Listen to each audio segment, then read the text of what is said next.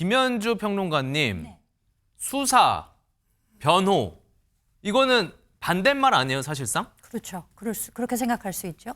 이 박나래 씨 관련 소식이 좀 수면 밑으로 내려가는가 하면 계속해서 다시 등장을 하고 있습니다. 이 코미디언 박나래 씨 이름이 또다시 등장한 이유가 이번엔 좀 다른데요.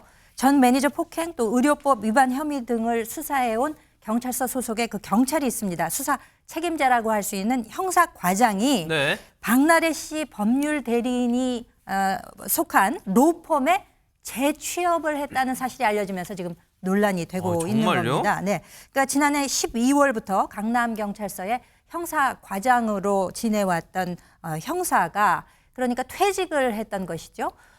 박나래 씨 변호를 맡은 대형 로펌으로 그리고 합류를 했습니다. 이거 정말 놀랄만한 소식 아니겠습니까? 그러니까요. 형사의 입장으로 있다가 변호하는 입장의 회사에 들어갔다는 것인데요. 이 강남서 형사과 지난해 12월부터 박나래 씨의 의료법 위반 혐의 등을 줄곧 수사해 오고 있던 부서입니다.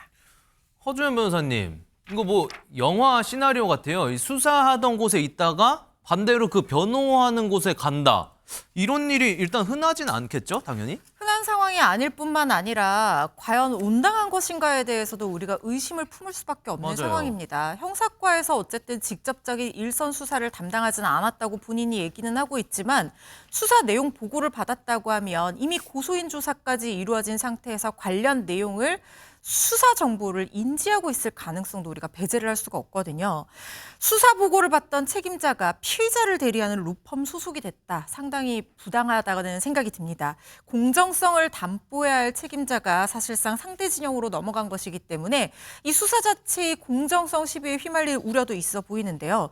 지난 12일 강남경찰서에 그러니까 피고소인 조사를 위해서 출석할 예정이었던 박나래 씨가 일신상의 이유, 건강상의 이유로 갑작스럽게 하루를 앞두고 조사 일정 전날에 출석 일정을 연기해달라고 신청했고 이게 받아들여졌습니다.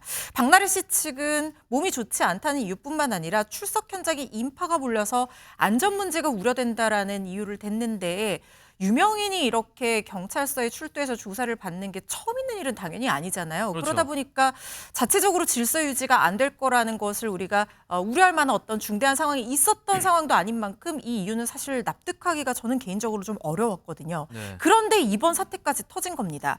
수사 책임자가 피의자 측 로펌으로 이동한 것이 이 조사 일정 연기에 영향을 준 것이 아니냐라는 의심도 해볼 수가 있는 부분이고요. 그러다 보니까 일각에서는 수사 기밀을 유출하는 것이 아니냐, 부당한 영향력 행사를 시작하는 것은 아니냐라는 우려 섞인 시선도 나오고 있는 상황입니다. 문제의 소지는 없나요, 김민호 변호사님?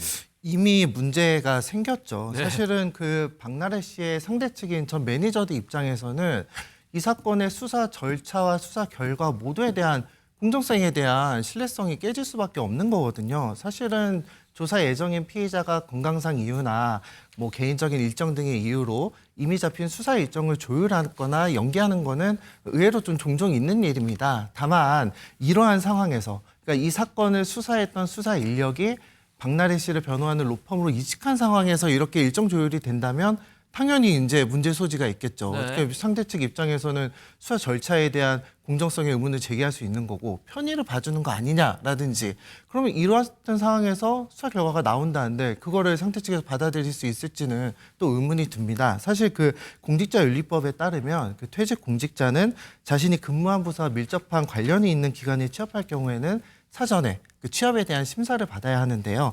다만 현재 변호사 자격이 있는 공직자가 이렇게 법무법인에 취업하는 경우에는 심사 대상에서 제외될 수 있어서 이에 대한 문제의 지적이 계속되고 있습니다. 김묘성 기자님, 얘기를 해보면 해볼수록 아무래도 해명이 필요할 것 같아요. 네, 그렇습니다. 이 해당 형사과장은 한 언론 매체에 해명을 전했는데요.